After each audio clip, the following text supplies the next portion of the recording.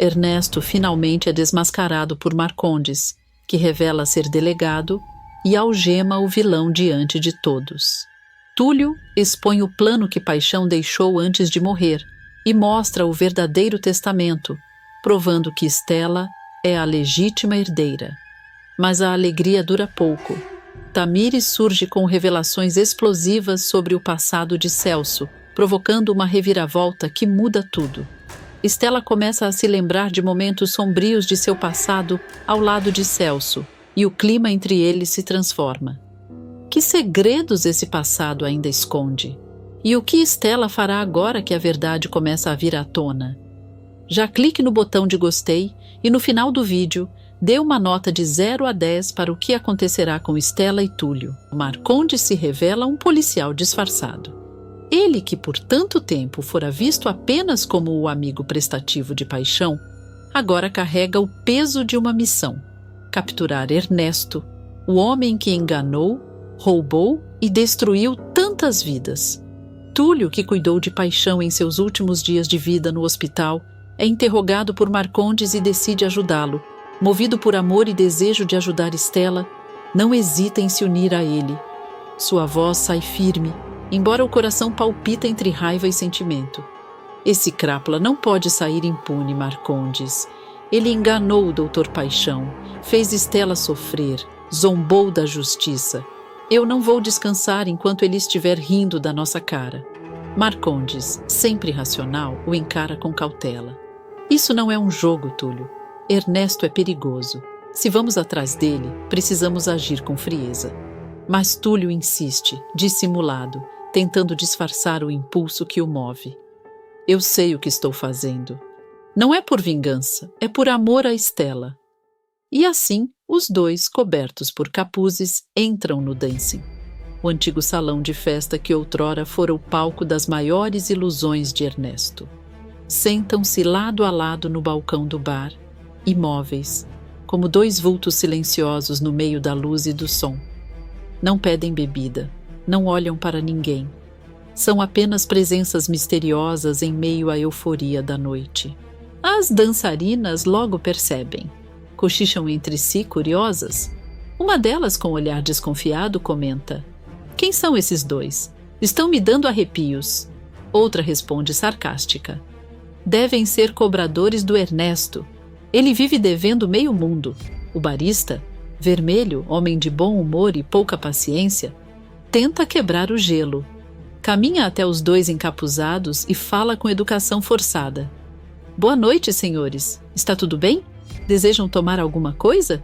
O encapuzado, com voz mais jovem, Túlio, o interrompe friamente: "Não, estamos bem. Vamos apenas aguardar." A resposta deixa o barman intrigado. Ele tenta arrancar mais alguma coisa. "Aguardar o quê?" Túlio abaixa levemente o capuz e responde quase em sussurro: "A chegada de alguém." Antes que Vermelho possa retrucar, o clima muda completamente. As portas do dancing se abrem e uma gargalhada inconfundível toma o salão. A luz reflete no anel dourado e no bigode bem aparado de Ernesto Dias. Ele surge triunfante, com o ar de quem acredita que o mundo lhe pertence. "Rodada grátis para todo mundo. Vamos, rapazes, bebam e dancem à vontade", grita o recém-autoproclamado milionário, arrancando aplausos dos bajuladores. Os dois encapuzados trocam olhares sutis. Marcondes, o mais velho, aperta o punho sobre o balcão. Túlio, impaciente, murmura: "Aquele verme não faz ideia do que o espera." Tamires, dona do dancing e ex-amante de Ernesto, se aproxima com um olhar provocante e um sorriso irônico. "Mas o que é isso, Ernesto? Acordou generoso?" De bolso cheio, pelo visto. Ele ergue o copo e responde, com um ar de deboche que mistura charme e cinismo: "Isso mesmo, Tamires. Eu estou rico. Rico não, podre de rico." Tamires, com o olhar afiado de quem já conhece o golpe antes mesmo dele ser aplicado, o provoca. A herança finalmente caiu nos seus braços, foi? Ernesto ri, como quem saboreia o próprio veneno. "Ainda não, mas o velho já se escafedeu. E o idiota do Marcondes me garantiu que a fortuna é minha. Só falta oficializar. Ela ri de volta em tom de ironia. Que bom que veio comemorar essa quase herança aqui. Eu ouvi bem, rapazes. Mais uma rodada. O senhor Ernesto paga. A plateia vibra, mas no balcão o clima é outro. Marcondes observa cada gesto do criminoso sem piscar. Já vimos o bastante, murmura o encapuzado mais velho. Sim, responde Túlio. É hora de agir. Eles se levantam, tentando sair discretamente, mas Tamires nota. Sua intuição fala mais alto. Segue os dois até a porta, desconfiada. Ao encontrá-los na penumbra da rua, grita: Ei, esperem! Os dois param. O vento levanta um pouco o capuz do mais jovem e Tamires se aproxima, estreitando os olhos. Há algo naquele silêncio que a intriga. Ela respira fundo e sussurra. Eu conheço esse cheiro. Sei quem você é. Túlio se mantém imóvel. Sabe? Pergunta fingindo calma. Tamires sorri de canto, dissimulada, jogando o cabelo para o lado. Sei. E sei exatamente o que quer, porque eu quero o mesmo. Quando for a hora certa, eu estarei pronta para ajudar. Ela se afasta lentamente, deixando no ar o perfume da dúvida e o som distante das risadas de Ernesto, ainda celebrando lá dentro. Túlio fica paralisado, confuso, enquanto Marcondes o observa com desconfiança. Cuidado com ela, alerta o policial em tom seco. Tamires joga dos dois lados. Túlio aperta os lábios, incerto. Eu sei, mas às vezes o inimigo de um inimigo pode ser o melhor disfarce. Marcondes o encara, sem responder. O vento sopra forte, levantando o capuz dos dois enquanto a câmera se afasta lentamente. Lá dentro, Ernesto dança, rindo alto, sem imaginar que a noite de sua glória é, na verdade, o prenúncio do seu fim. Mais tarde, naquela mesma tarde cinzenta, o silêncio confortável da casa de Estela é interrompido por um leve som de porcelana sendo pousada sobre a mesa. Ela saboreia um chá de camomila ao lado de Celso, seu namorado, que lê distraidamente o jornal enquanto o rádio toca uma valsa antiga. Tudo parece calmo, até que 3 batidas secas na porta quebram o sossego. Estela ergue o olhar, franzindo o senho. Quem será a essa hora? Pergunta inquieta. Celso, sempre disposto a parecer o cavalheiro protetor, pousa o jornal e se levanta com falsa tranquilidade. Fique sentada, meu amor. Eu vou atender para você, diz ajeitando a gravata e caminhando até a porta com um ar de autoridade. Mas, ao abrir, o gerente da fábrica se depara com uma figura encapuzada, parada diante da soleira, imóvel como uma sombra.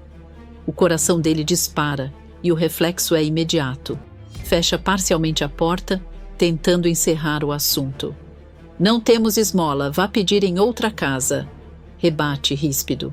A mão do estranho, porém, surge firme, impedindo que a porta se feche. Eu não vim por esmolas, responde a voz abafada, porém firme. Eu vim falar com Estela. Lá de dentro, a voz doce da moça ecoa, curiosa e levemente apreensiva. Quem é, Celso? Ele quer falar comigo? O gerente responde rápido, com tom de desprezo e uma pitada de sarcasmo. Não é nada, meu amor. Só um desocupado querendo atenção. Não precisa vir. Mas Estela, desconfiada da pressa dele, se levanta. Sua intuição fala mais alto. Ignora o aviso do namorado e caminha até a porta, o olhar determinado. Ao se aproximar, encara a figura encapuzada, o coração acelerando pela incerteza. Quem é você? O que quer comigo? Questiona, tentando manter a calma. Por um instante, o estranho fica imóvel. Depois, leva lentamente as mãos ao capuz e o remove. O rosto que surge é um choque, o mesmo que um dia a salvara do desespero na represa. Túlio. Estela leva a mão à boca, surpresa. Túlio? Sussurra incrédula. O rapaz sorri, mas o olhar revela um misto de alívio e urgência. Sou eu, Estela. Desculpe por aparecer assim. Estou usando esse disfarce para investigar Ernesto. Depois que você me contou tudo sobre o que ele te fez, eu não consegui ficar de braços cruzados. A revelação atinge Celso como uma punhalada. Seu semblante muda, o sorriso polido dá lugar a uma sombra de ciúme. Você contou tudo para ele?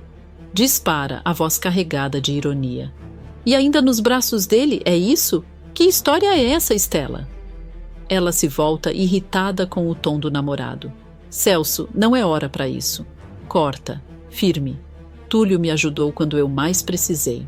Celso cruza os braços, disfarçando o incômodo com um sorriso ácido. Claro, um herói mascarado que aparece na porta da sua casa. Que coincidência. Túlio o encara, tentando manter o controle. Não vim causar confusão. Vim avisar que Ernesto está prestes a cometer outro crime, e desta vez ninguém pode detê-lo, a não ser Stella. O nome de Ernesto paira no ar, pesado. Stella sente um arrepio percorrer-lhe a espinha, mas força a voz. O que você descobriu, Túlio? Ele se aproxima, em tom baixo, quase conspiratório. Amanhã será a audiência da herança. Ernesto acredita que o dinheiro é dele, mas há algo que ele não sabe, algo que muda tudo. Você precisa estar lá, Stella. Stella hesita por um instante, entre a dúvida e a esperança.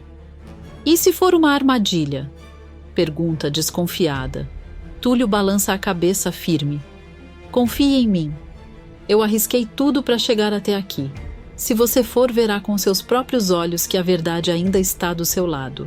Celso, confuso e inseguro, tenta se inserir na conversa, buscando recuperar o controle. Eu não estou entendendo nada. Que herança é essa? Que verdade? Questiona, mas ninguém o responde. Stella, determinada, encara Túlio. Eu irei, declara com voz firme. Confio em você, Túlio. Túlio apenas acena, um leve sorriso no canto dos lábios, como quem carrega um segredo que ainda não pode revelar. Então esteja pronta. Amanhã tudo mudará. Ele recoloca o capuz, desaparecendo pela mesma porta onde surgiu, deixando para trás o perfume da incerteza e um clima de tensão. Celso fecha a porta lentamente, olhando para Stella com desconfiança disfarçada. Você confia demais nas pessoas, Stella.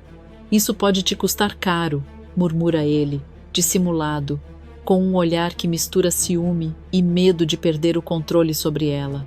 Mas Stella, agora tomada por uma coragem silenciosa, apenas segura a xícara de chá e fita o nada, como se enxergasse o destino se aproximando. Ela não sabe o que a espera, apenas sente que o amanhã trará mais do que respostas, trará consequências. Assim, a noite termina e chega o tão aguardado dia da audiência pública de entrega da herança. O salão do tribunal está tomado por uma tensão quase palpável. Marcondes, o advogado de semblante frio e postura impecável, ocupa o centro da mesa, aguardando o herdeiro com a serenidade de quem sabe mais do que demonstra. Nos bancos se reúnem figuras que ninguém esperava ver ali. Stella, com o olhar firme e o coração acelerado. Celso, tentando conter o nervosismo. Dita, inquieta. Candinho, observador. E Túlio, que evita cruzar olhares com o novo namorado de Stella. O ambiente é de expectativa e incredulidade. Todos se perguntam se aquilo é mesmo real, se o destino permitiria que um homem como Ernesto saísse vitorioso.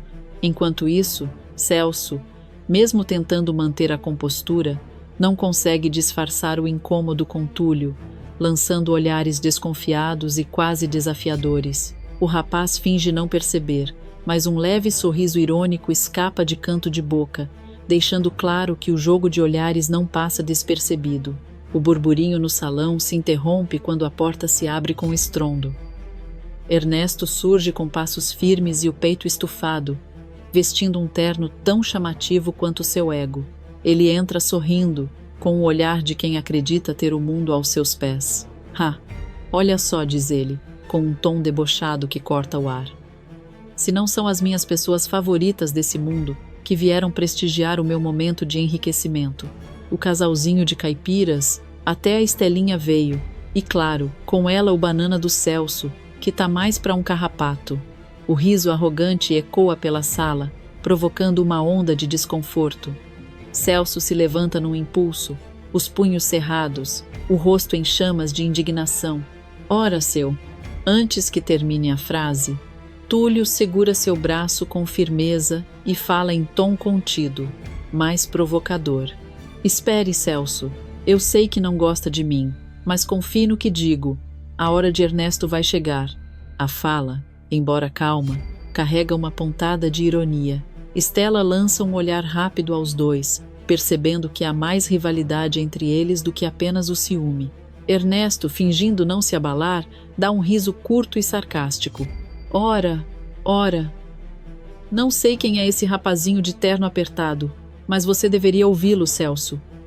A minha hora está chegando, sim. A hora em que finalmente vou ter tudo o que mereço. E não há nada que vocês possam fazer para me impedir. O silêncio volta a dominar o salão. O olhar de Dita é de puro desprezo, enquanto Candinho balança a cabeça.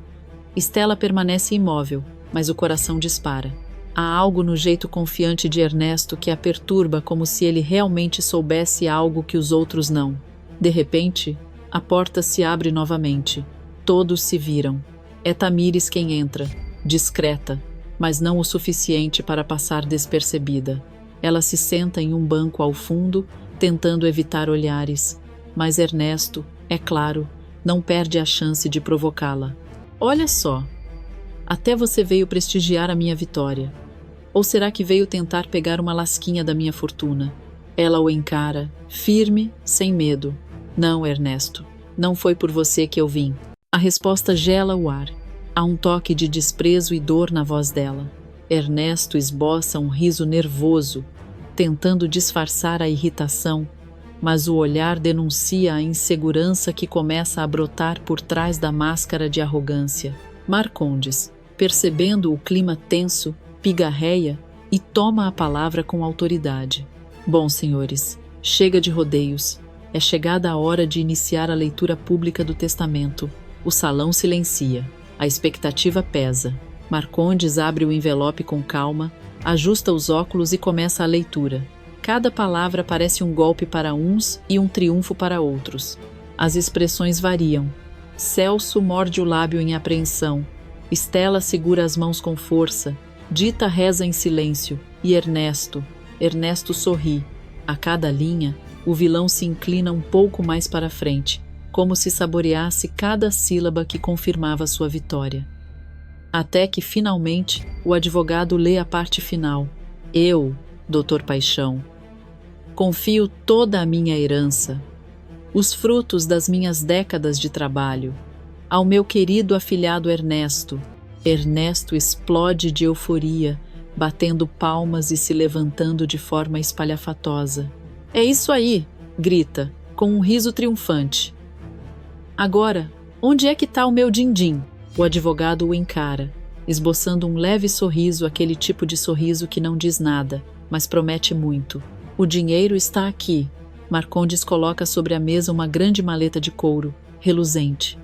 Ernesto se aproxima com olhos famintos, as mãos já estendidas, mas o advogado, de forma inesperada, afasta o objeto. Porém, diz, com calma, calculada, ainda tem um pequeno detalhe que você precisa saber antes. O semblante de Ernesto muda na hora. O riso desaparece, dando lugar a um olhar confuso e irritado. Ora, mas que enrolação é essa? De que detalhe você está falando? O silêncio cai novamente sobre a sala. Todos observam, tensos, enquanto Marcondes encara o vilão com um olhar que mistura frieza e triunfo. Stella sente o estômago revirar. Celso troca olhares com Túlio. Dita leva a mão ao peito. Algo está prestes a acontecer, e o detalhe que Marcondes guarda pode ser justamente o início da ruína de Ernesto. A câmera se detém no rosto do vilão, que tenta forçar um sorriso, mas os olhos tremem. Pela primeira vez, a confiança dá espaço ao medo, e o público sente. O jogo virou, só ainda não sabe como. O salão da audiência fica em completo silêncio por um instante. A tensão é tão densa que se pode ouvir o leve ranger das cadeiras, o tilintar do relógio na parede, o som seco da respiração de Ernesto, que ainda aguarda sua maleta como quem espera a coroação. Marcondes, porém, mantém o olhar fixo no vilão, como um caçador que já avistou sua presa. Sem hesitar, ele dá um passo à frente e, num movimento rápido, puxa do bolso uma algema prateada. Aproveitando as mãos estendidas de Ernesto prontas para agarrar o dinheiro, prende-as com um estalo metálico que ecoa como uma sentença. O som é suficiente para cortar o ar e gelar o sangue do vilão, que arregala os olhos sem entender o que acaba de acontecer. "O quê?" gagueja Ernesto, tentando se desvencilhar. "O que é isso, seu maluco?" Marcondes, agora com uma expressão fria e triunfante, responde com voz firme: "Eu não sou advogado, Ernesto. Sou delegado, e você está preso, seu golpista." O impacto da revelação é imediato. Dita solta um grito abafado, Celso se levanta, atônito, e Candinho balança a cabeça, murmurando um "eu sabia" entre dentes. Estela leva a mão à boca, surpresa, enquanto Túlio observa tudo em silêncio, o olhar calmo, mas carregado de propósito. Marcondes continua, exibindo um leve sorriso de satisfação. "Paixão me contratou antes de morrer. Quis que eu te desse uma última lição. Esse testamento é falso, Ernesto. O verdadeiro sempre esteve com Túlio." Por um segundo, o salão inteiro parece suspenso no tempo. Todos viram ao mesmo tempo na direção do jovem médico. "O quê?" dizem em uníssono, as vozes ecoando como um coro de incredulidade. Estela se levanta, o olhar entre a surpresa e a confusão. "Mas... Túlio, como isso é possível?" Túlio a encara, com serenidade, mas também com uma pontada de emoção. "Eu só pude fazer isso porque você se lembrou de tudo, Estela, e confiou a mim a missão de acabar com o salafrário." Ernesto, furioso, se debate nas algemas, rindo de forma nervosa e sarcástica. "Ah, essa é boa.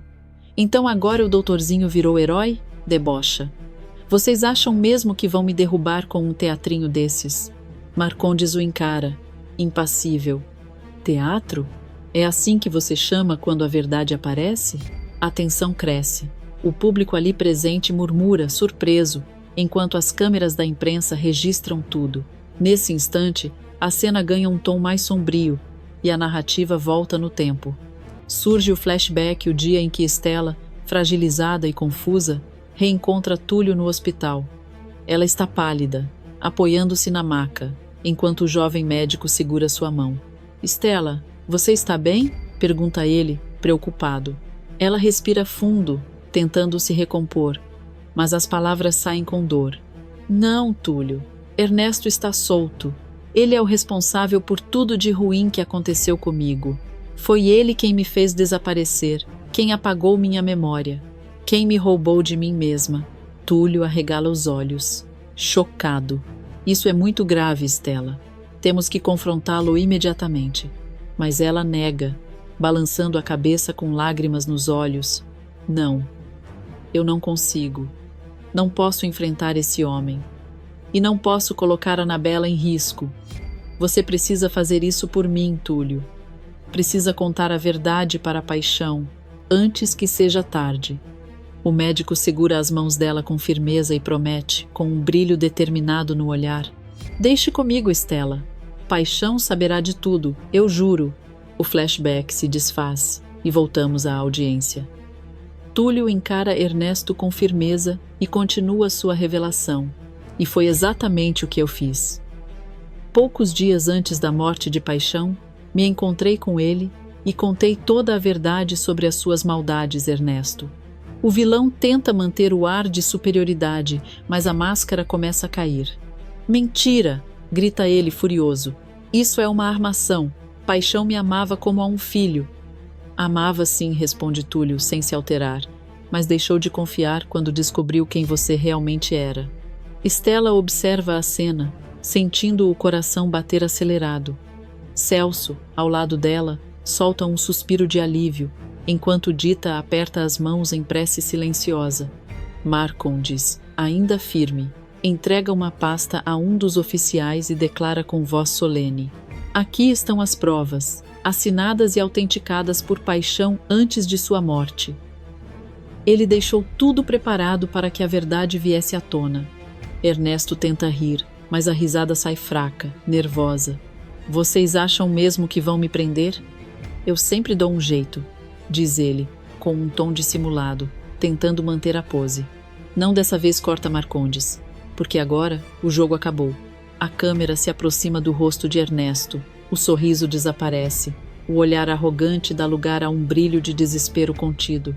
Ele percebe, enfim, que o plano perfeito desmoronou diante de todos. Stella fecha os olhos por um instante, sentindo o peso da justiça finalmente se impondo. Candinho murmura, até que enfim, o safado caiu, e Marcondes firme dá o veredito. Ernesto, Paixão, está preso. A sala explode em murmúrios e suspiros. O vilão é conduzido, ainda tentando se justificar, lançando olhares de ódio para Túlio e Stella. Ela o encara uma última vez, sem medo o olhar de quem recuperou a força e a memória. Enquanto Ernesto é levado, Túlio a observa em silêncio. Há um entendimento entre eles, um pacto cumprido, e, pela primeira vez em muito tempo, a justiça parece ter encontrado seu caminho. O salão ainda vibra com o murmúrio das pessoas tentando compreender o turbilhão de revelações que acabaram de acontecer. Ernesto, algemado e trêmulo de raiva, encara Marcondes e Túlio com olhos faiscantes. Ele tenta manter o tom arrogante, mas sua voz sai entrecortada, como se a máscara de vilão confiante estivesse finalmente se rompendo. Marcondes, com a postura ereta e o semblante firme, aproxima-se lentamente do bigodudo, que recua instintivamente, ainda que preso. A tensão entre os dois é palpável, e todos observam atentos, sem ousar interromper. E mesmo depois de descobrir tudo, seu padrinho ainda tinha esperanças em você, Ernesto começa o delegado, com um tom quase paternal, mas frio. Antes de partir, Paixão me deu uma última missão, testá-lo, para ver se ainda havia algo de bom no seu coração. Ernesto solta uma risada sarcástica, mas é um riso nervoso, descompassado. Então agora querem me fazer acreditar que o velho me amava? Rebate ele, com desdém. Que ironia! O homem que me prometeu o mundo me deixou uma armadilha. Uma lição, corrige Marcondes, aproximando-se ainda mais. Ele te deu a chance de provar que podia mudar, mas, como sempre, você escolheu o caminho mais podre. As palavras caem pesadas. O advogado, que agora todos sabem ser delegado, encara Ernesto nos olhos e continua, com a voz carregada de autoridade. E se ficasse claro que todos estavam certos sobre você, que não passa de um golpista e um crápula, então o verdadeiro testamento seria revelado, e a verdadeira herdeira anunciada. Stella leva a mão ao peito, confusa. Celso, ao lado dela, a observa com um olhar que mistura apreensão e desconfiança. Já Túlio, sereno, dá um passo à frente, quebrando o silêncio. Por isso, Marcondes veio até mim, explica ele, olhando firme para o delegado. Precisávamos observá-lo de perto, ver com os próprios olhos o tipo de homem em que Ernesto se tornou. E, sinceramente, foi mais fácil do que eu esperava. O médico lança um leve sorriso irônico, que provoca o vilão. Você deixou bem claro para todos quem realmente é. Nós só precisamos colocar um capuz e segui-lo por alguns dias. O resto, você mesmo tratou de escancarar. Ernesto se debate, puxando as algemas com fúria, o rosto vermelho.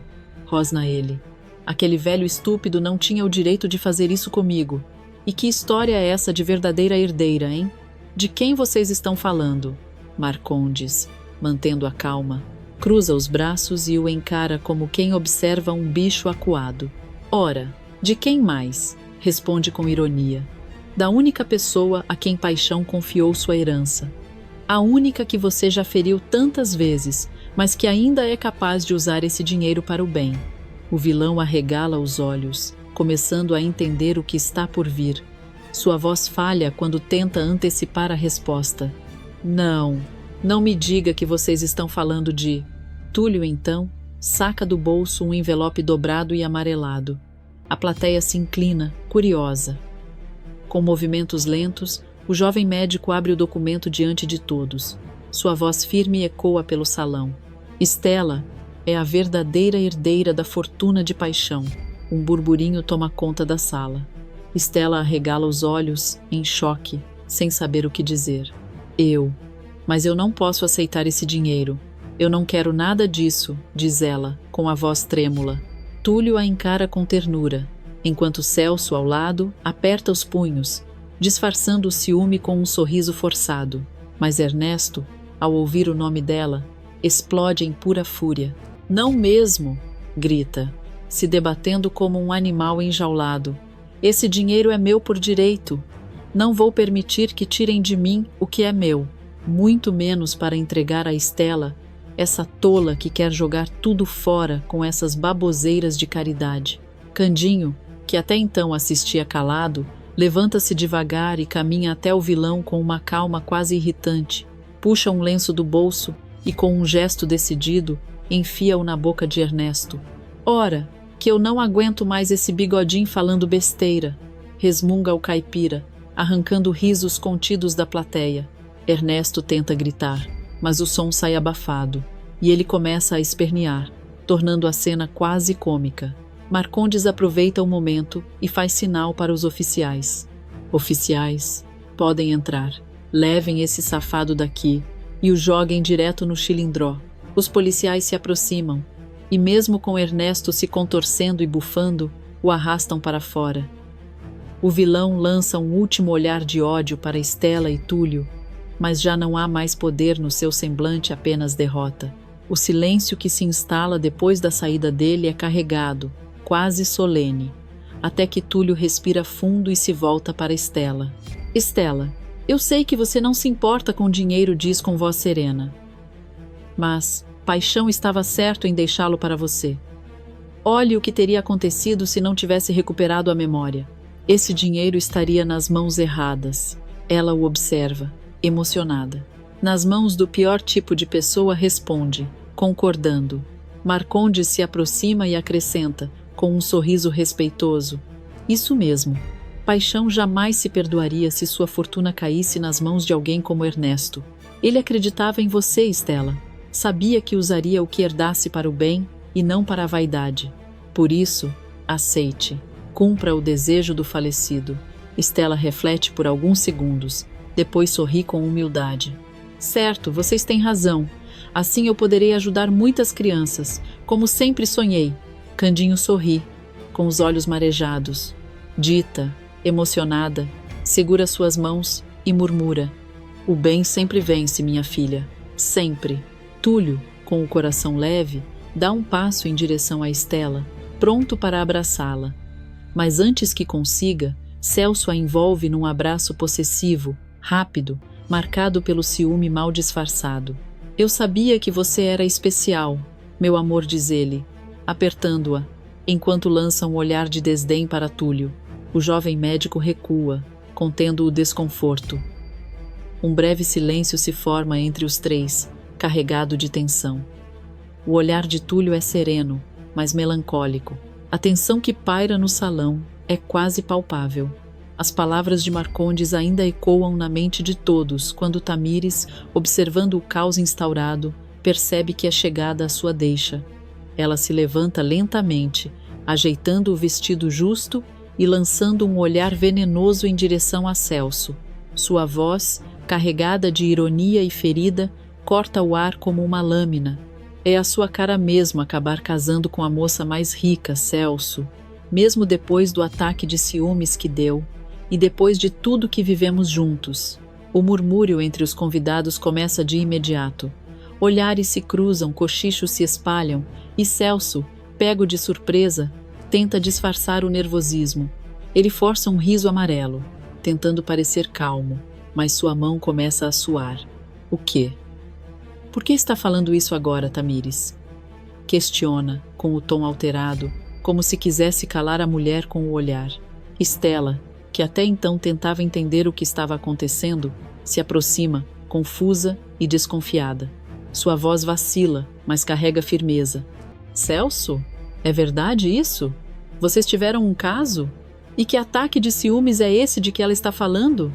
Celso sorri, mas o sorriso é dissimulado, frio, quase ensaiado. Não a escute, meu amor. Essa mulher está louca. Está tentando acabar com o nosso momento. Ele finge indignação, gesticulando exageradamente para parecer convincente. Mas Tamires não se deixa intimidar. Ela dá uma risada debochada, sarcástica, que ecoa pelo salão. Ah, agora eu sou essa mulher. Você é mesmo um cínico, Celso. E olha que estou falando só das pilantragens amorosas, mas o Celcinho é capaz de muito mais. Inclusive, Candinho, ela se vira para o amigo, que já observa a cena boquiaberto. Você, por acaso, conferiu o caixa da fábrica nos últimos tempos? Estela, que até então tentava entender o que estava acontecendo, se aproxima, confusa e desconfiada. Sua voz vacila, mas carrega firmeza. Celso? É verdade isso? Vocês tiveram um caso? E que ataque de ciúmes é esse de que ela está falando? Celso sorri, mas o sorriso é dissimulado, frio, quase ensaiado. Não a escute, meu amor. Essa mulher está louca. Está tentando acabar com o nosso momento. Ele finge indignação, gesticulando exageradamente para parecer convincente. Mas Tamires não se deixa intimidar. Ela dá uma risada debochada, sarcástica, que ecoa pelo salão. Ah, agora eu sou essa mulher. Você é mesmo um cínico, Celso. E olha que estou falando só das pilantragens amorosas, mas o Celcinho é capaz de muito mais. Inclusive, Candinho, ela se vira para o amigo, que já observa a cena boquiaberto. Você, por acaso, conferiu o caixa da fábrica nos últimos tempos? Espere. Agora eu me lembro. Eu me lembro do ataque de ciúmes de que ela está falando. E me lembro também de quando você chegou na minha casa com cheiro de perfume de dançarina. A revelação cai como uma bomba. Todos se entreolham. Celso empalidece. Tamires, por sua vez, dá um sorriso vitorioso, o típico de quem esperou o momento certo para agir. Não há de quê, meu bem, responde, soltando o braço do rapaz com um movimento brusco. Agora pode me soltar, Celso. Meu trabalho aqui já está feito. Ela lança um olhar cheio de significado para Túlio, que a observa em silêncio. Um leve sorriso se forma nos lábios do jovem médico, que enfim compreende tudo. O sussurro misterioso que Tamires fez tempos atrás, na frente do Dancem, agora faz sentido. Ambos queriam o mesmo: livrar Estela de um homem perigoso e mentiroso. E juntos, mesmo sem combinar, conseguiram o que queriam. Celso, derrotado, tenta se justificar, mas as palavras não saem. Estela o encara com desprezo e decepção. Os convidados murmuram, alguns já se afastando dele, como se a vergonha fosse contagiosa. Candinho balança a cabeça, ainda atordoado, enquanto Tamires dá meia volta, com um sorriso satisfeito, deixando o salão com a cabeça erguida. E Túlio, observando tudo, apenas sussurra, em tom baixo, mas com a certeza de quem cumpre uma promessa. Acabou o jogo, Celso. O silêncio que se instala é o prenúncio de um novo começo.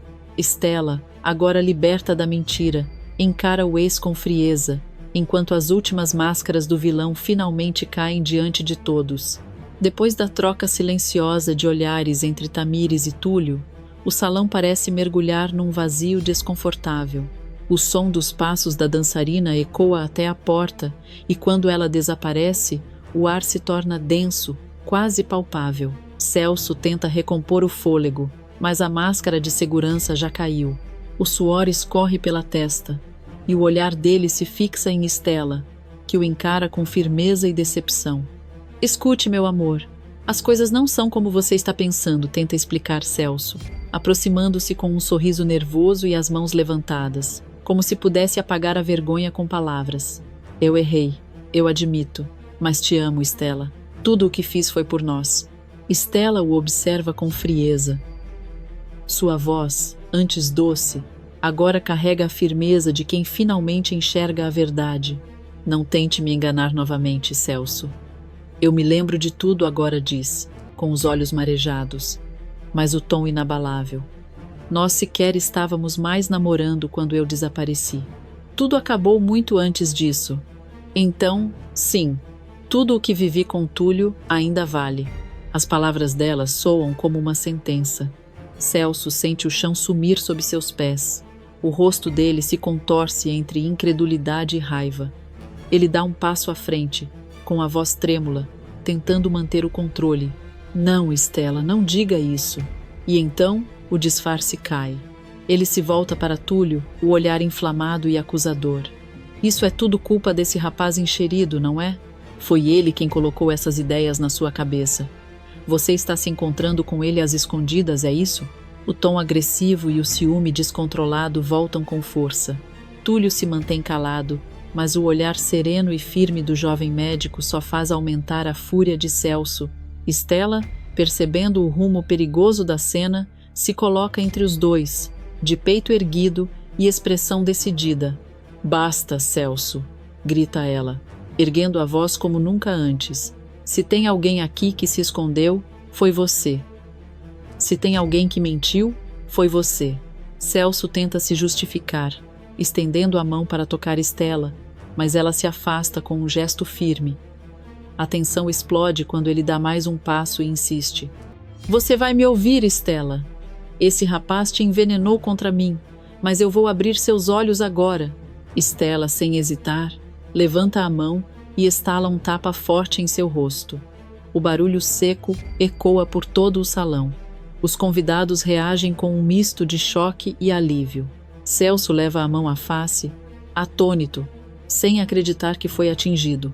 Nunca mais ouse me tocar ou levantar a voz para mim, diz ela, com os olhos faiscando de raiva contida. Eu passei tempo demais acreditando nas suas mentiras. Agora acabou. Túlio, surpreso com a coragem dela, se aproxima devagar.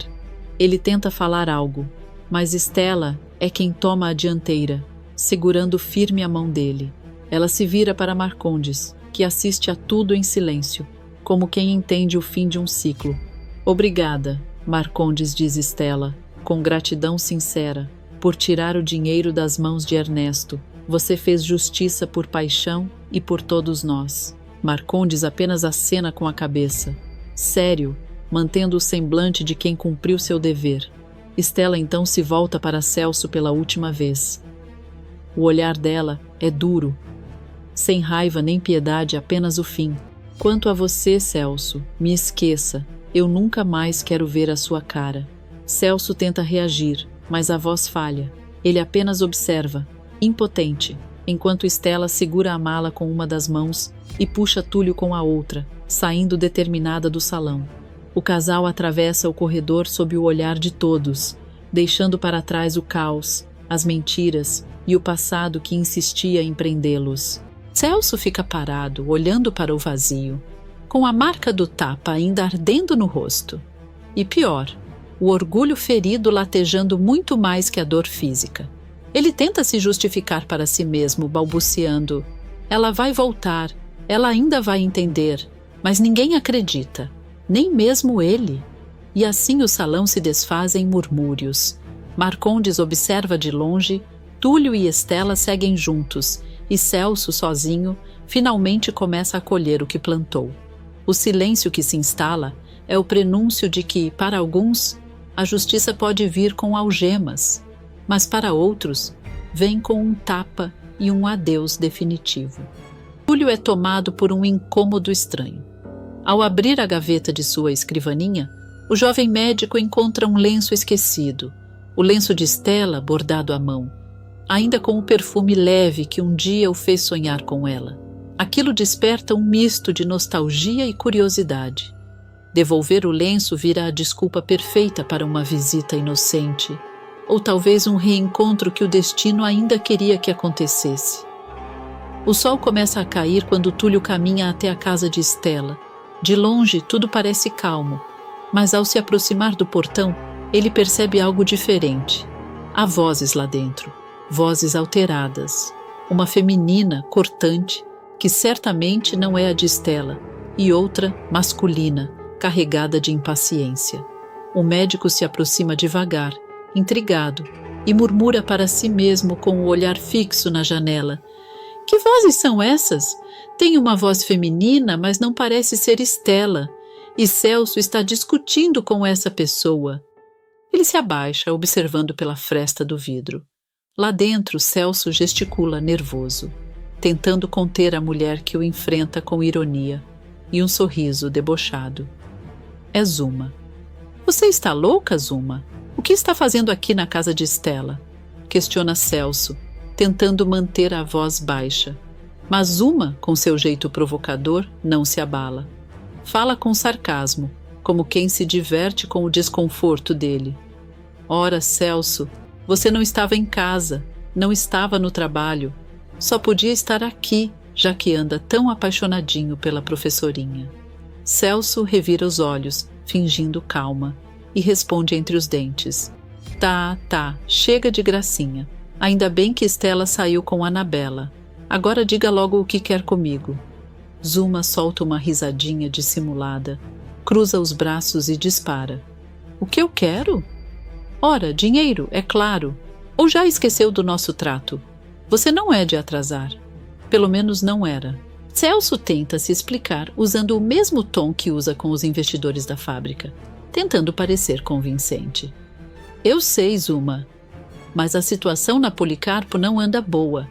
As vendas caíram, as dívidas estão se acumulando e eu preciso reorganizar tudo. A vilã o interrompe com uma gargalhada curta, cheia de veneno. Reorganizar? Sabe o que não é nada fácil, Celso? Cuidar de um bando de pestinhas que só me dão despesa. Sabe o que não é nada fácil? Diz, elevando o tom, com o olhar faiscando. Esconder o filho de Candinho enquanto eu poderia estar usando o menino para conquistar o Candinho, no lugar daquela caipira de uma figa. Túlio arregala os olhos do lado de fora. Filho de Candinho? Ele sente o sangue gelar. A respiração fica curta. Lá dentro, Celso tenta disfarçar o pânico, levando o dedo aos lábios em tom contido. Tá bom, Zuma, eu já entendi. Mas fale baixo. Mas Zuma não se dá por vencida. Joga o corpo para frente e dispara sarcástica. Falar baixo? Ah, não me mande calar, e ainda nem acabei. De quem será a culpa pelas dívidas da sua fábrica, hein? Minha que escondo o menino ou sua que vem roubando o próprio primo há anos? Celso empalidece. Percebe que ela o tem nas mãos e, disfarçando o medo com falsa tranquilidade, se dá por vencido. Ok, chega, Zuma. Não precisa ficar debochando. Eu ainda tenho umas economias guardadas. Amanhã, nesse mesmo horário, apareça na minha casa. Lá você terá o seu dinheiro. Zuma sorri de canto, satisfeita com o poder que exerce. Ah, assim que eu gosto. Obediente. E, Celso, não me faça esperar. Ela sai com passos lentos e olhar venenoso, deixando o homem inquieto e suando frio. Do lado de fora, Túlio se afasta em silêncio, o lenço apertado nas mãos. Agora ele tem mais do que um motivo para desconfiar. Tem certeza de que há algo muito errado. E talvez o casamento que se aproxima não seja a celebração que todos esperam, mas o início de um grande desastre. Túlio continua espiando pela janela, o coração acelerado e a mente em turbilhão. As palavras de Zuma ecoam dentro dele como trovões. Esconder o filho de Candinho. Ele sente o chão sumir sob seus pés. O ar fica pesado e o médico precisa se segurar no muro para não desabar. Celso, o homem que Stella está prestes a se casar, escondendo um segredo tão perverso, era difícil de acreditar e ainda mais difícil de aceitar. Mas não há tempo para pensar. A maçaneta gira e a risada de Zuma vem se aproximando da porta. O desespero toma conta de Túlio, que se apressa em recuar. Só que, distraído, ele acaba esbarrando em alguém no portão, um homem de chapéu gasto, sobretudo amassado e olhar esperto. Cuidado aí, rapaz, diz o estranho, ajeitando o chapéu.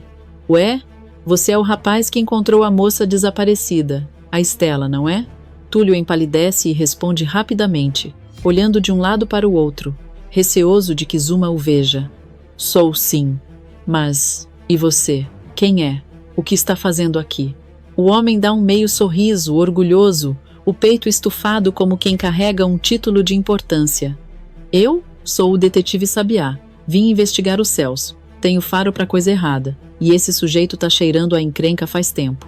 Agora, se não quiser ser descoberto, é melhor se esconder.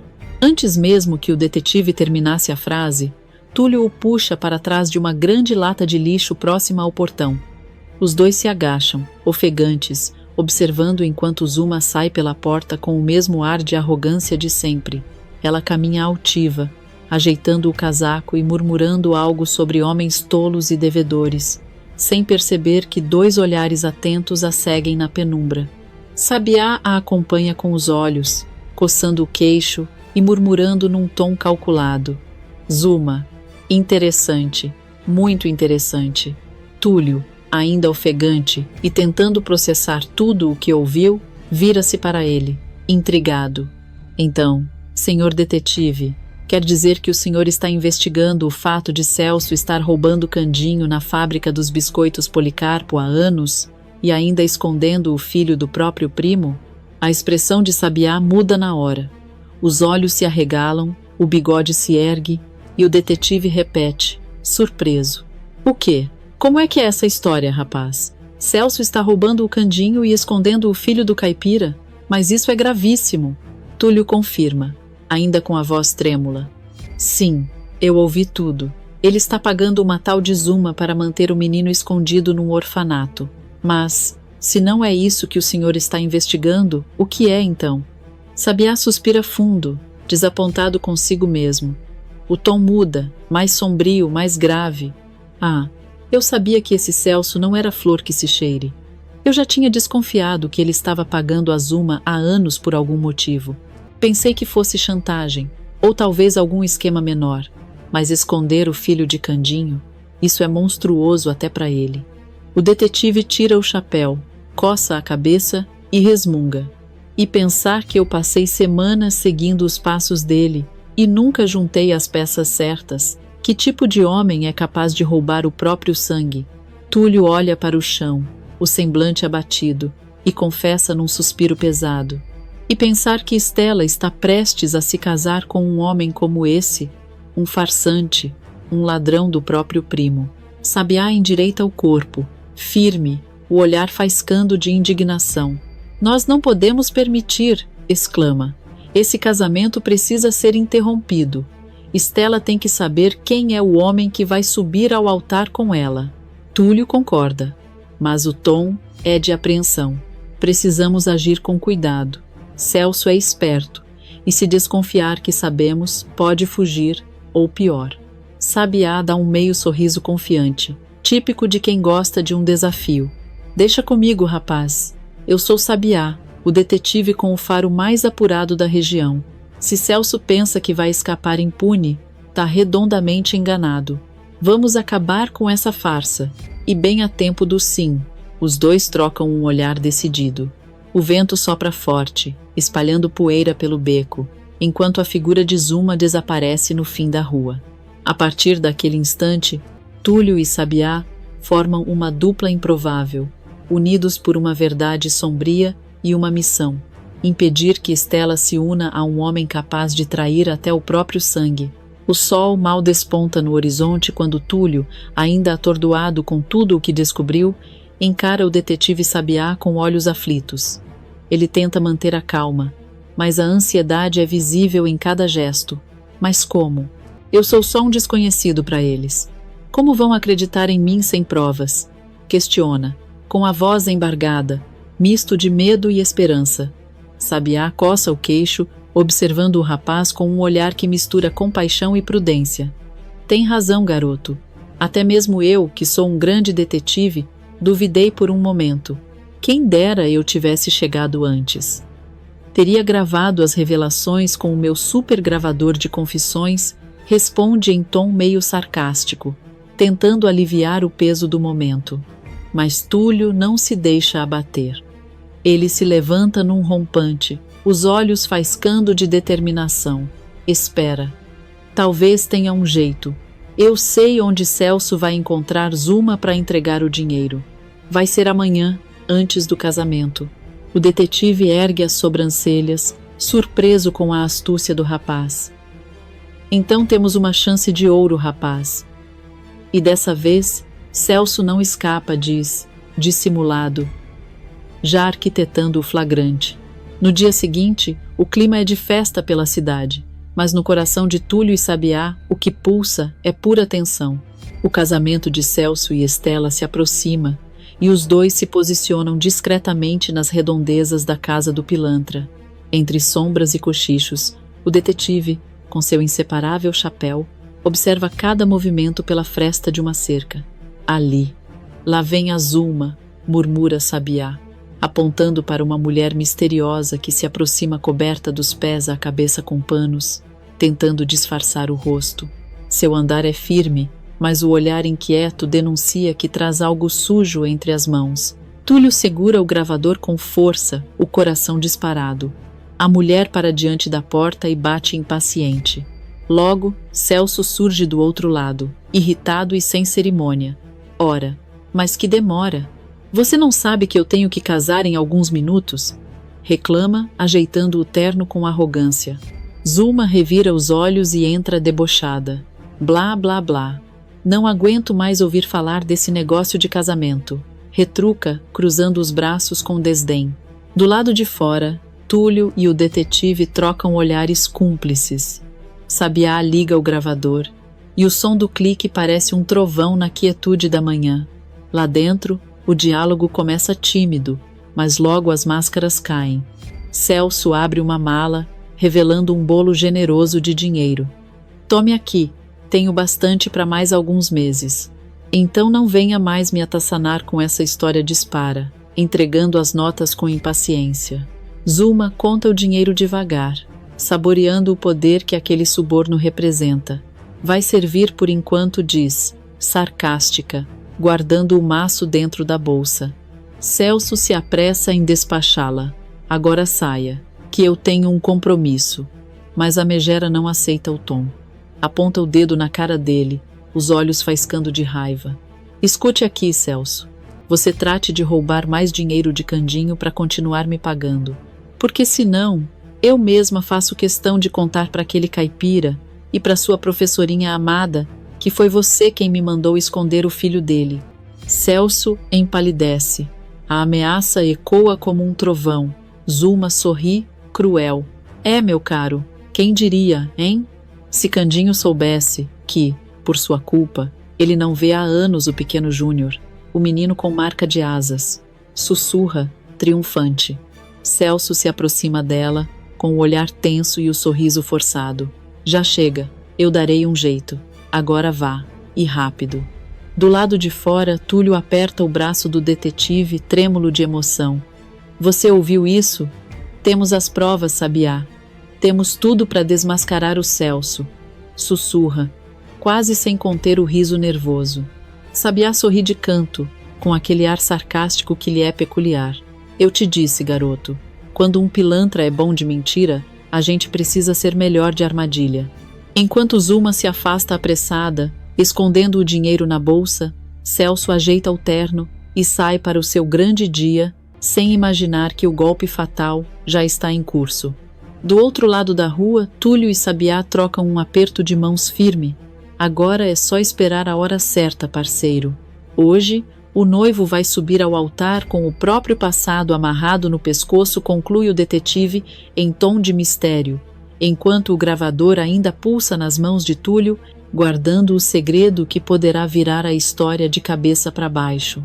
O sol já está alto quando Sabiá e Túlio deixam o esconderijo. O plano havia funcionado melhor do que esperavam, mas agora o relógio é o inimigo. Sabiá, sempre atento, estreita os olhos ao ver Celso se aproximando de um veículo reluzente estacionado diante da casa. Carambolas, ele vai de carro. Assim, quando a gente chegar lá, o casamento já vai ter acabado, exclama o detetive, batendo a palma na testa. Túlio arregala os olhos desesperado. Então, temos que começar a correr, grita, já saindo em disparada. O carro arranca em alta velocidade, levantando poeira, enquanto os dois ficam para trás. Sabiá, bufando, comenta entre passos trôpegos. É sebo nas canelas, rapaz. Se ele casar antes da gente chegar, todo o nosso trabalho vai pro ralo. A dupla corre pelas ruas de paralelepípedo, desviando de carroças, cumprimentando curiosos e tentando manter o fôlego, Túlio, ofegante, mas determinado, exclama: eu não vou deixar esse canalha enganar a Estela. E Sabiá responde com um leve toque de sarcasmo: ah, garoto, amor e adrenalina são a combinação perfeita para um desastre, mas vamos tentar impedir o pior.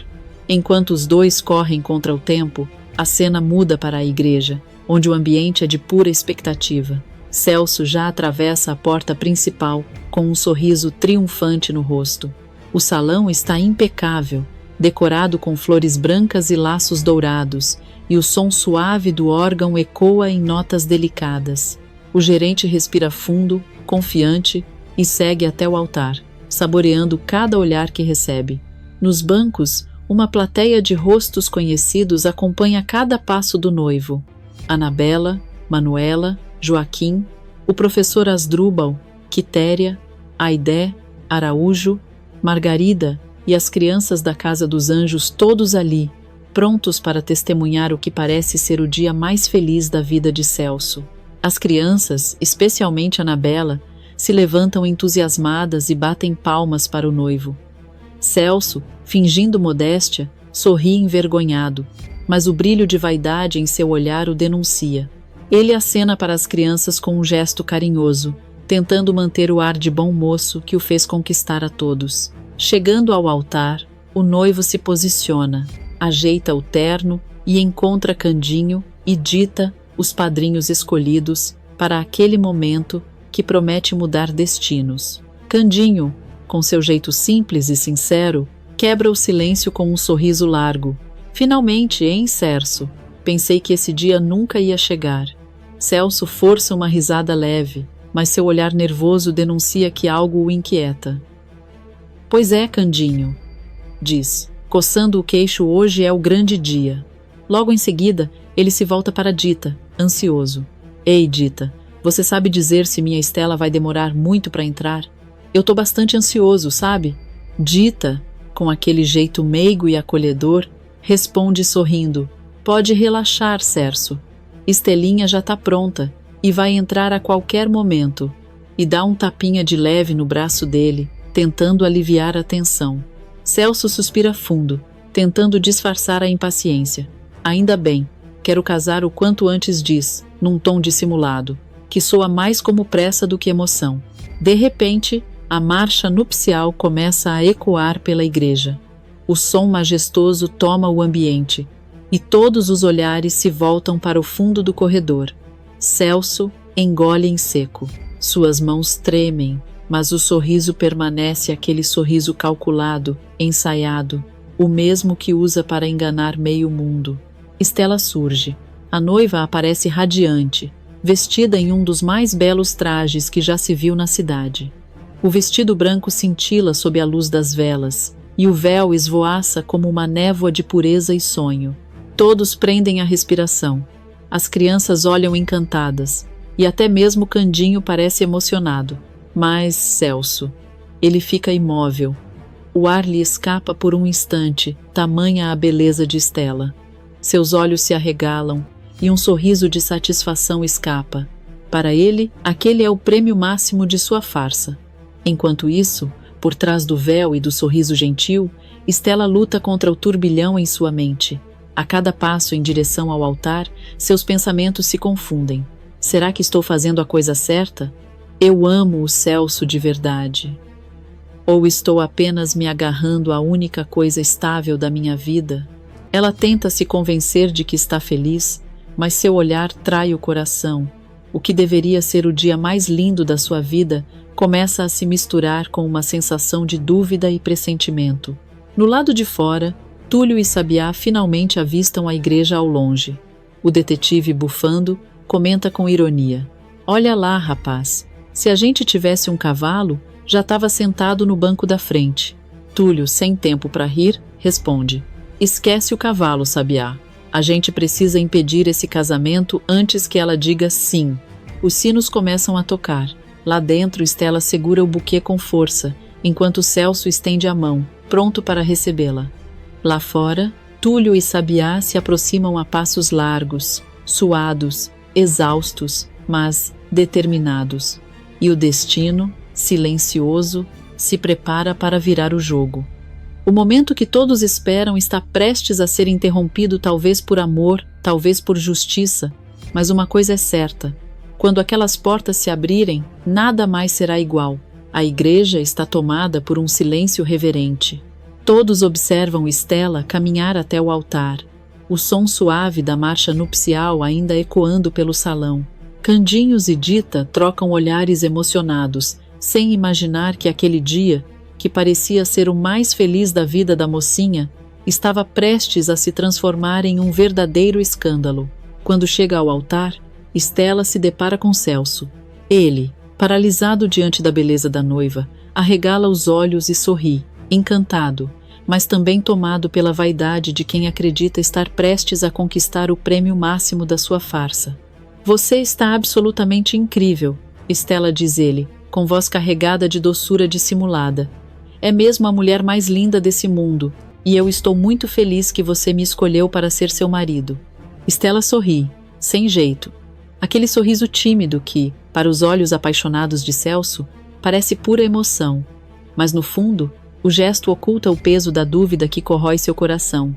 Ela agradece com um leve aceno, mas o olhar distante denuncia que algo a inquieta. O padre, sereno, começa a cerimônia. Sua voz ecoa entre os vitrais coloridos, enquanto Celso não consegue conter a impaciência. Ele tamborila os dedos, ajeita o terno, olha para o relógio e, antes mesmo que o sacerdote chegue à segunda frase, interrompe-o com falsa inocência. "Olha, padre, me desculpe, mas será que não tem como pular para a parte mais importante? Não é que eu estou esperando por esse momento há muito tempo, sabe?" O pedido causa um murmúrio entre os convidados. Dita olha para Candinho, confusa, enquanto o caipira coça o queixo e comenta em voz baixa: "Mas o cerço tá mais apressado que boi na chuva, credo." O padre, surpreso, encara o noivo com um ar paternal. Certo, diz ele, tentando manter o tom leve. "Não costumo fazer isso, mas como Stella sempre foi uma grande fiel da igreja e merece se casar com um homem bom, eu vou abrir essa exceção." Celso sorri, triunfante, disfarçando o alívio com um suspiro de amor fingido. Stella, por outro lado, força um sorriso, mas algo em seu olhar brilha com desconfiança. Há algo errado. O modo como Celso insiste em apressar tudo parece revelar uma urgência que não tem nada a ver com amor. O padre, então, ergue a voz para fazer a grande pergunta: "Celso, você aceita Stella como sua legítima esposa e promete ser fiel na alegria, na tristeza, na saúde e na doença? Amá-la e respeitar-la todos os dias da sua vida?" O gerente da fábrica não hesita nem um segundo. "Eu aceito", responde com firmeza, tão rápido que parece ter ensaiado aquelas palavras diante do espelho. Os convidados suspiram, encantados com o gesto. Dita chega a limpar uma lágrima no canto do olho. Candinho sorri, achando que o primo finalmente encontrou a felicidade. Mas a tensão se instala quando o padre se volta para Stella. "Stella, você aceita Celso como seu legítimo marido e promete ser fiel na alegria, na tristeza, na saúde e na doença, amá-lo e respeitá-lo todos os dias da sua vida?" A noiva hesita. O silêncio é palpável. O som dos sinos parece cessar por um instante. Stella olha para o padre, para os convidados, para Candinho, e depois encara Celso, que força um sorriso doce, mas o olhar nervoso o denuncia. A mocinha então pergunta, quase num sussurro: "Por todos os dias da minha vida, padre?" O padre acena positivamente, confirmando. Stella engole em seco. O ar lhe falta. Ela tenta pronunciar as palavras, mas algo dentro dela grita para não seguir adiante. "Euace", começa ela, a voz trêmula. Mas antes que possa terminar, as portas da igreja se abrem com um estrondo. Todos se viram assustados. Um murmúrio atravessa o salão, e lá estão eles, Túlio e Sabiá, ofegantes, suados, mas decididos. "Não, Stella", grita Túlio, a voz firme e desesperada. "Você não pode se casar com Celso. Ele não é quem diz ser." O choque é geral. As crianças tapam os ouvidos.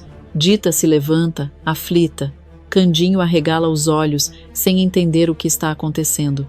O padre, surpreso, segura o crucifixo como se pedisse força divina. Celso, por sua vez, se vira em fúria, disfarçando o pânico com uma indignação teatral. Mas que absurdo! Berra, apontando o dedo para o rapaz. Você perdeu a cabeça, rapaz. Não consegue aceitar que Estela é minha? Seu tom soa carregado de raiva, mas por trás da fúria há medo. Ele sabe que seu castelo de mentiras pode desabar a qualquer instante. Estela, paralisada, encara Túlio, o homem que um dia lhe devolveu a memória e o coração. Sua voz sai trêmula, entre lágrimas e confusão. O que quer dizer, Túlio?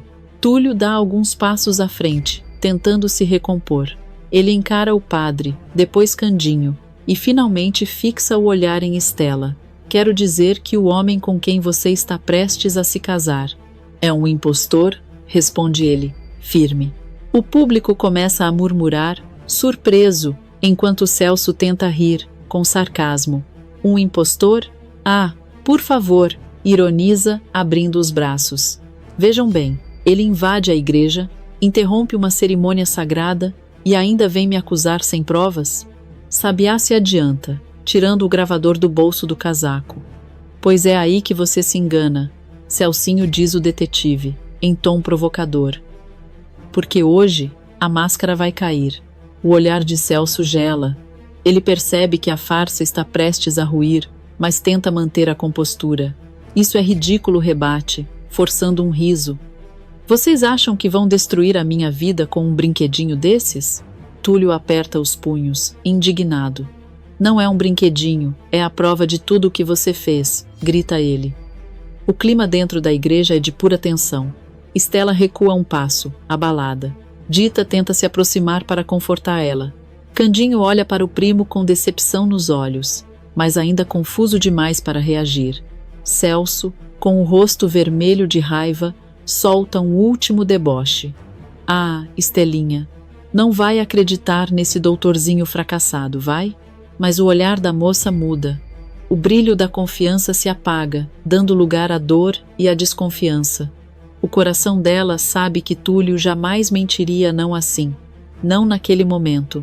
E enquanto o padre tenta restabelecer a ordem, Sabiá dá um passo à frente e diz, em voz alta o bastante para ecoar pelas paredes da igreja, pois então que todos escutem o que o próprio Celso teve coragem de confessar.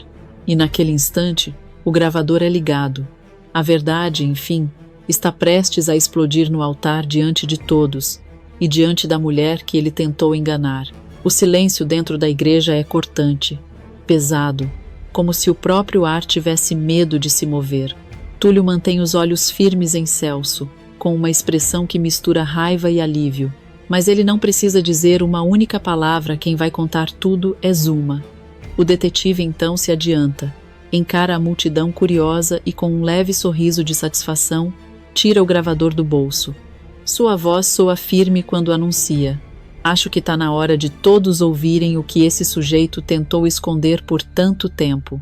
De repente, o som metálico do botão sendo apertado ecoa no salão e logo a voz inconfundível de Zuma toma conta do ambiente. Escute aqui, Celso.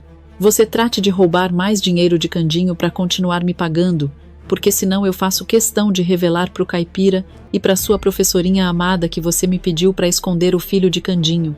Um burburinho começa a se espalhar entre os convidados, e Celso arregala os olhos tentando disfarçar o nervosismo.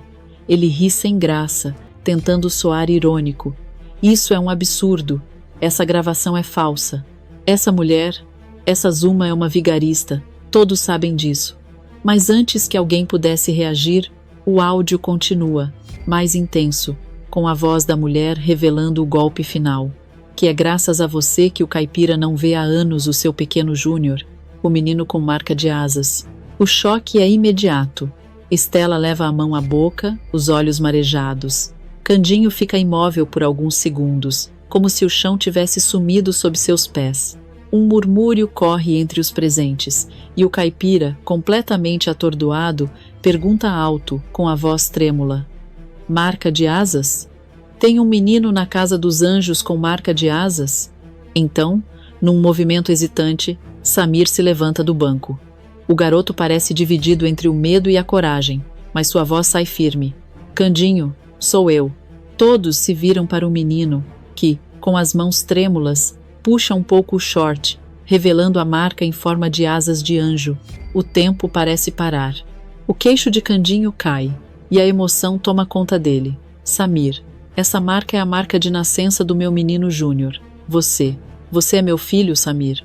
Pergunta o caipira, com a voz embargada. O menino, com lágrimas escorrendo, sorri e responde. Sim, Candinho. Então meu sonho se realizou. Você é mesmo o meu pai. Sem pensar duas vezes, Candinho corre até o garoto, o abraça com força e chora como uma criança. Eu nem acredito, mas que felicidade, meu Deus. Eu tô feliz por demais que você é meu filho, Samir, diz o homem, soluçando entre risos e lágrimas. A igreja explode em aplausos, emocionada com a cena. Até o padre, visivelmente tocado, murmura baixinho. Um milagre diante dos nossos olhos. Mas o clima de ternura é logo interrompido pela fúria do caipira. Candinho se volta para Celso com o olhar faiscando. Você, Cerso, então esse tempo todo você estava escondendo meu fio de mim? Teve mesmo coragem de fazer isso comigo, seu safado? Celso, sentindo o peso da verdade prestes a esmagá-lo, tenta se recompor, o suor escorre pela testa, mas ele força um sorriso dissimulado, tentando manter o charme que sempre usou para enganar. Não me escutem, isso é armação. Esse rapaz é um falsário. Quer acabar com nosso amor, Estela. Vamos nos casar e esquecer essa história absurda. Estela, porém, não cai mais nas palavras dele. Seu olhar muda, o brilho de encantamento dá lugar à raiva e à decepção. Casar com você? Ela pergunta, num tom de desprezo. Eu não posso casar com um homem que rouba o próprio amigo e ainda tem coragem de esconder o filho que ele tanto procurou. Você é um monstro, Celso. Candinho se aproxima, com o rosto corado de fúria, arregaça as mangas da camisa e dispara. E se você acha que isso vai ficar barato para você, tá muito enganado. Celso começa a dar passos para trás, o medo agora é evidente. Sua voz treme, mas ele tenta manter a pose. Não, Candinho, isso não será necessário. A gente pode conversar. Mas é tarde demais. O caipira avança e Celso, desesperado, decide fugir. Sai correndo da igreja, tropeçando nos próprios pés, enquanto os convidados gritam e se levantam dos bancos. O vilão esbarra em tudo pelo caminho, derruba flores, quase cai até que dá de cara com o sargento da polícia, que havia vindo apenas prestigiar o casamento da mocinha que tanto buscou durante o desaparecimento. O impacto é inevitável. Celso cai no chão, levanta a cabeça e, ao reconhecer o policial, murmura em desespero. Não pode ser. O sargento se aproxima devagar, com um sorriso satisfeito. Pois é, Celso, parece que o amor acabou, mas a justiça chegou. E assim, diante de toda a cidade reunida, o vilão que tentou destruir vidas com suas mentiras finalmente vê seu castelo de ilusões desmoronar. Estela cai de joelhos, chorando aliviada. Candinho segura Samir pela mão, prometendo que nunca mais vai deixá-lo. E Túlio observa tudo em silêncio, sabendo que o amor, a verdade e a coragem sempre encontram um jeito de vencer, mesmo quando o destino parece conspirar contra. A confusão termina, mas o silêncio que toma conta da igreja é quase tão ensurdecedor quanto os gritos de minutos atrás. Ainda é possível ouvir os ecos do nome de Celso se perdendo lá fora, enquanto o vilão é levado para a delegacia, cabisbaixo, sob os olhares de reprovação da cidade inteira.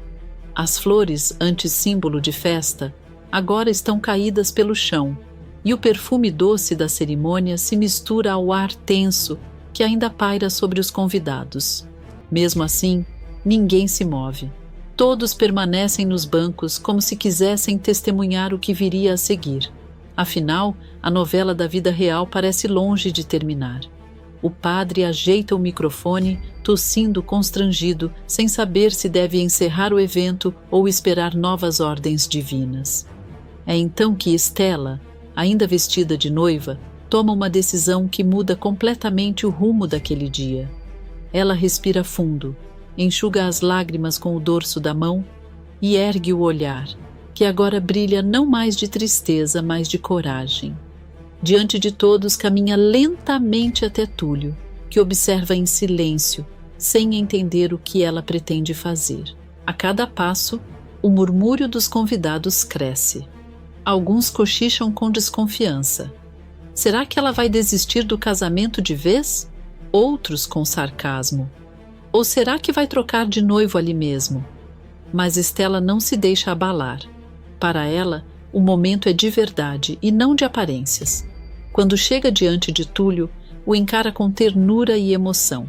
Sua voz sai firme, mas o olhar denuncia o coração acelerado. Túlio, você me salvou uma vez naquela represa. Cuidou de mim quando eu mais precisei e agora me salvou de viver ao lado de um crápula. Ela faz uma breve pausa e todos os olhos se voltam para ela. Por isso, eu sei que é você a pessoa certa para cuidar de mim para sempre. Túlio, você aceita casar comigo agora mesmo? O público prende a respiração. Até o padre arregala os olhos, surpreso com a reviravolta.